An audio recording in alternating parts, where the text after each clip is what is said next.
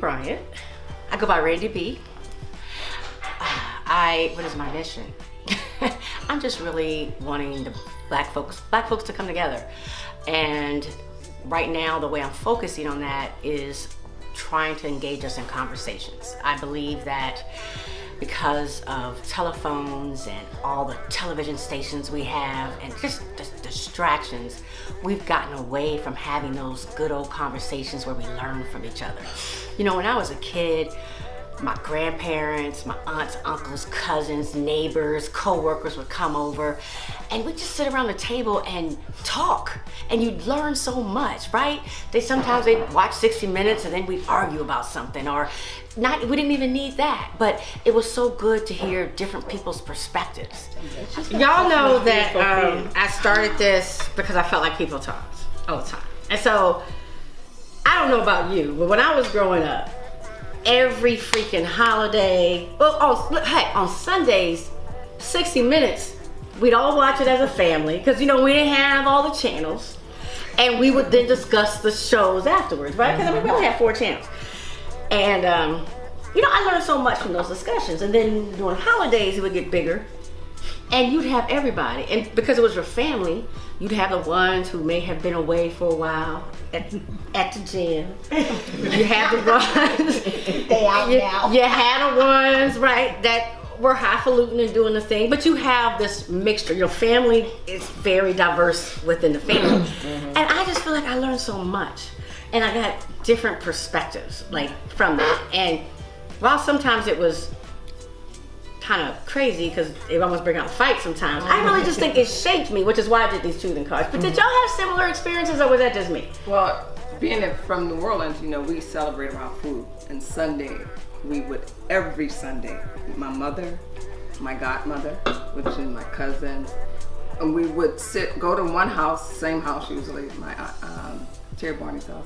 So we would all sit there, and my parents, and everybody's your parents, so they would sit there and talk. Yes. And you know, there's always what I loved is there was always a conflict of some sort. Always. And how they resolved it. And it never made, every Sunday they still always came back, right? And so back then I think they had a more sense of community. You know, everybody was raising the kids together. What I want. Everybody, you know, I mean, this was every Sunday, wasn't it? I mean, they did it every Sunday. You know, they'll talk about, I remember that Sunday that Marvin Gaye got shot. I remember that too. I was at my It grandma's was a house. Sunday. And we were at my grandmother's house that Sunday. Wow. And that was the discussion until like the wee hours in the morning. And we knew, because we just all sat there and listened to our parents grieve this person that they didn't even know.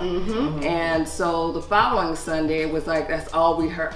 I mean, all throughout, you know, the house, everybody's playing Marvin Gaye. Had that record going. And that's why it's ingrained in my mind that it was a Sunday.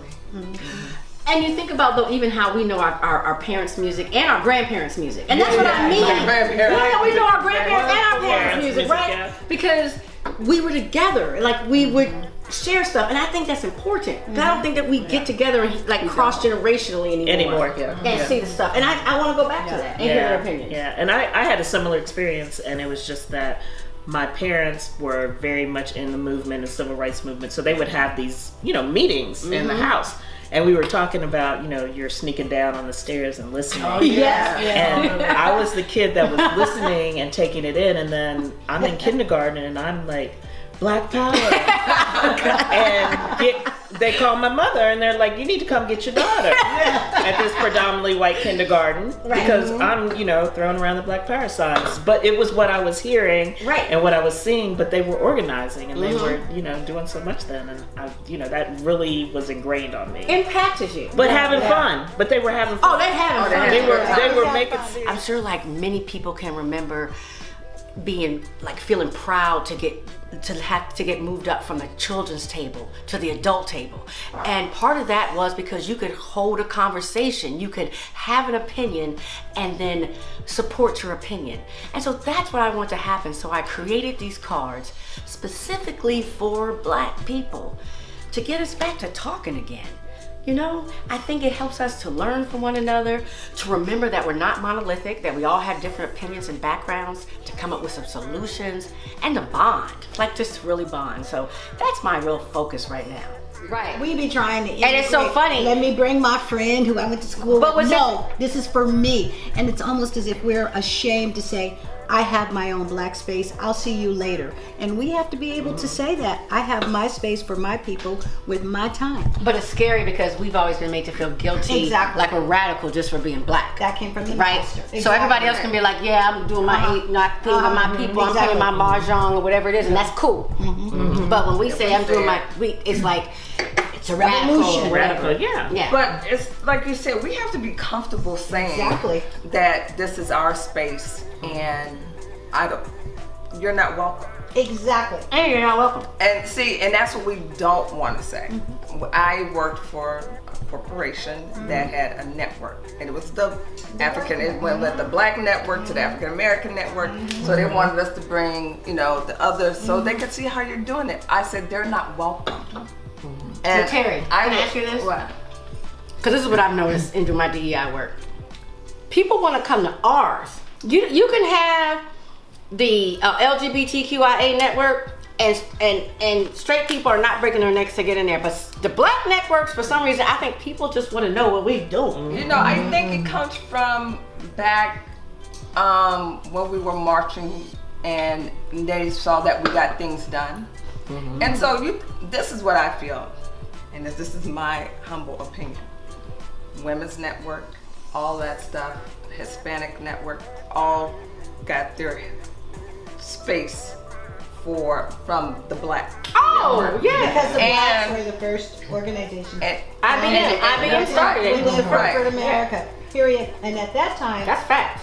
when they were founded, it was all black. right. So I've been doing this show called Truthing with Randy B, where we pick one card. I always like to have a diverse audience. Like, I don't like these shows where everybody's essentially the same, but where you have people that will have different opinions and show that we are not a monolith. Black people are not monolithic. And we discuss something for 30 minutes. And when I tell you, I am loving it. I'm having so much fun with it and learning so much, and just, it's been everything I wanted it to be. I really feel like my entire life has prepared me for this.